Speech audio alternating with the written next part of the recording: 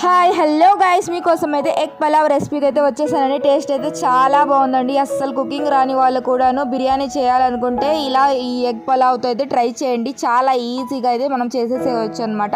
ఇంకైతే ప్రాసెస్లోకి వెళ్ళిపోదాం రండి. వీడియోలో చూపించే విధంగా స్టవ్ ఆన్ చేసుకొని పెద్ద దవర అయితే పెట్టేశాను అనమాట. వీడియోలో చూపించే విధంగా ఆయిల్ అయితే వేసేసుకొని ఇంకా దీంట్లోకి బిర్యానీ దినుసులు అయితే వేసేసుకున్నాను. ఇంకా చాప్ చేసిన ఆనియన్స్, గ్రీన్ చిల్లీస్ 2 వేసేసుకొని బాగా ఫ్రై చేసుకోవాలన్నమాట. ఆయిల్లోకి బాగా ఫ్రై అయిపోయిన తర్వాత అయితే మనం దీంట్లోకి ఉప్పు వేస్తున్నానండి. ఒక సేరు బియ్యంతో అయితే నేను పలావ్ చేస్తున్నాను కాబట్టి ఒక పిడికిలి ఉప్పు పడుతుంది అనమాట. ఉప్పు అయితే వేసేసాను. ఇంకా వీడియోలో చూపించే విధంగా అల్లం వెల్లుల్లి పేస్ట్ కూడా వేసేసుకొని పచ్చివాసన పోయేంత వరకు మనం అయితే ఫ్రై చేసుకోవాలన్నమాట. తర్వాత అయితే టమోటాలు అయితే నేను మిక్సీ పట్టి పెట్టుకున్నాను అనమాట. ఆ పేస్ట్ని కూడా వేసేసుకొని బాగా ఉడికిపోయిన తర్వాత అయితే ఇంకా దీంట్లో గరం మసాలా, చికెన్ మసాలా కూడా వేసేసుకొని బాగా ఫ్రై చేసుకోవాలి. తర్వాత వీడియోలో చూపించే విధంగా మనం దీంట్లోకి మనకు ఎంత వాటర్ పడుతుందో అంత వాటర్ వేసుకోవాలన్నమాట. అంటే ఒక గ్లాస్కి 1.5 గ్లాస్ వాటర్ అయితే పడుతుందన్నమాట. అట్లయితే నేనైతే వేసేసుకొని బాగా ఎసరు వచ్చిన తర్వాత అయితే వీడియోలో చూపించే విధంగా ముందుగానే నానబెట్టి పెట్టుకున్నాను అనమాట బియ్యము. అదైతే వేసేసుకున్నానండి. బాగా ఉడికిపోవాలన్నమాట. ఫుల్ ఫ్లేమ్లోనే పెట్టేసుకొని ఒక 15 మినిట్స్ ఉడికించుకున్న తర్వాత ఇంకా సిమ్ ఫ్లేమ్లో పెట్టుకొని దమ్కిచ్చుకోవడమే అనమాట.